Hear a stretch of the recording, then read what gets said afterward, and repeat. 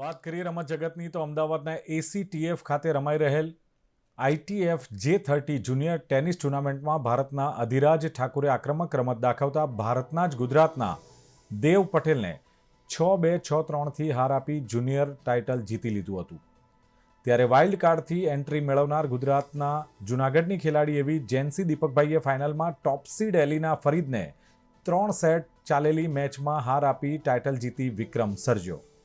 ડબલ્સનો ખિતાબ બોયઝમાં અધિરાજ ઠાકુર અને ઓજસ મહેલાવતની જોડીએ જીત્યો, જ્યારે ગર્લ્સમાં એલિના ફરીદ અને એન્જલ પટેલની જોડી ચેમ્પિયન બની હતી.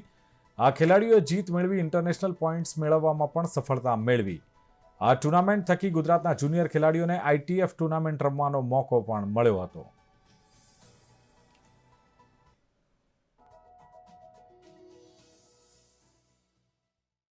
It was great coming here. It was quite hot, but anyway, it was a great city. The atmosphere is very good. And I would thank the tournament director for organizing such a tournament. And I would love to come back here.